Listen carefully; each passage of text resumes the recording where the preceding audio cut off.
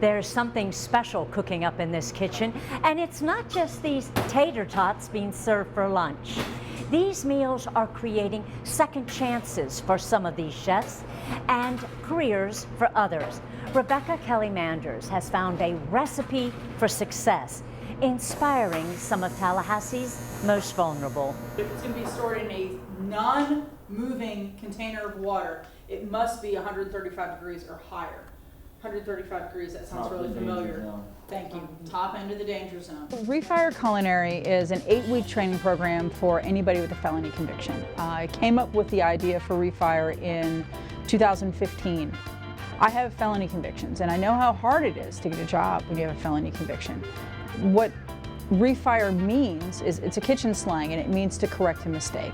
So if you have to refire a plate, you have to do it quickly and you have to do it very accurately. So the term REFire has dual meaning here in the classroom. That's what we do. So that's how you dissect. You're going to dice those and then add them to the salad.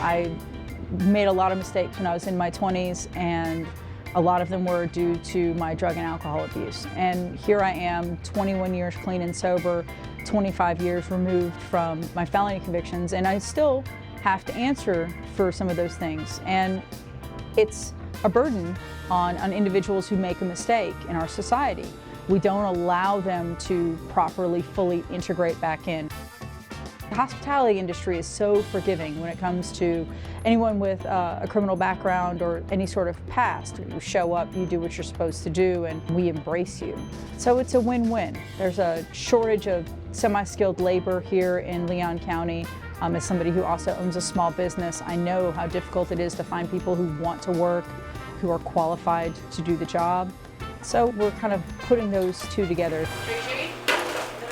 REFire up until July of this year has been completely funded through grassroots donations and caterings and fundraising. The United Way of the Big Bend has given us our very first grant, and those funds are going to help us hire someone to help me do case management. It's going to help me with setting off the costs of running the program, because the program is completely tuition free for every single student. We partner with Career Source of Capital Region so that they can get paid while they're in the program. So every minute that they're working in the kitchen, they're actually earning a paycheck. And obviously our food that we're preparing is going to feed the residents here at the Hope community. Nationally, our recidivism rate is 76% over 5 years. In our state, our recidivism rate's around 50%. In Leon County, our recidivism rate's around 25%. The recidivism rate of our graduates is 9.8%. So less than 10% of our graduates end up reoffending. The recidivism rate of those students who enroll in the program and don't complete it is 65%. So clearly something we're doing is working on some level. Of those who return back, 91% say they went back to doing what they were doing because they couldn't find suitable and sustainable employment. In 2018, we graduated 22 of the 27 students that enrolled in the program, and of those 22 students, 18 were employed within 90 days of graduation. We couldn't be more proud of those individuals that graduated our program. One of our most successful students was actually from our pilot program that graduated in December of 2017, and that's Leticia Barry. She's working for Head Start, she's doing cooking for them. She has just really exploded as an advocate in the community for those individuals who are trying to re-enter into our society post-incarceration. One of the volunteer commitments that I do as often as I can is I go to the Federal Correctional Institute for Women over on Connor and participate in a mock job interview with those inmates that are within 24 months of being released, helping them figure out how to talk about their convictions and those things, and to be able to look those women in the eye when I'm giving them feedback and say, I too have felony convictions and I've been able to escape it. To give someone that little glimmer of hope is one of the greatest things that I get to do. Tell me about the temperature she took. They were wrong. Right, she took the temperature after the lunch rush, right? Right. In 2011, I opened the 4th gourmet-style food truck in Tallahassee called Street Chefs. And we became friends with other people who started opening food trucks around that time. And we formed the Food Truck Association in the fall of 2011 so that we could continue to have Food Truck Thursday. Food Truck Thursday is an amazing grassroots event that's held every Thursday night behind the cottages at Lake Ella.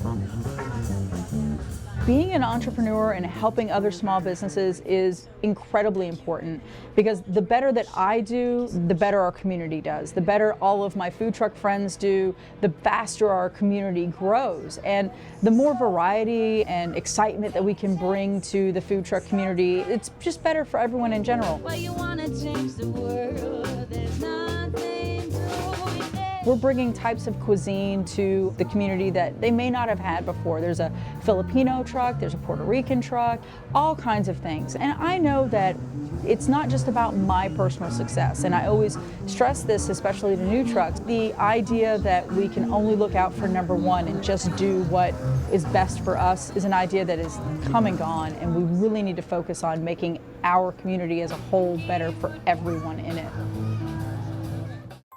Club 25 is a service organization comprised of women who have been named one of the 25 women you need to know by the Tallahassee Democrat.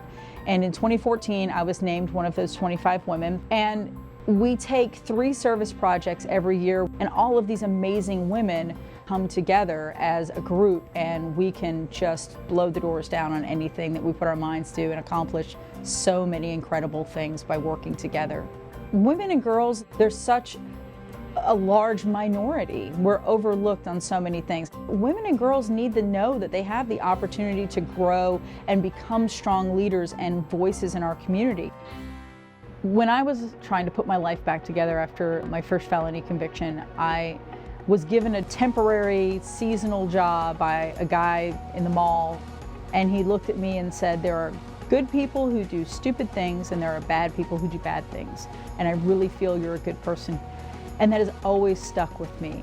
I know that I was given grace when there wasn't really a reason for me to get it, and I would be just remiss if I didn't take my dark past and use it to illuminate the way for those coming behind me.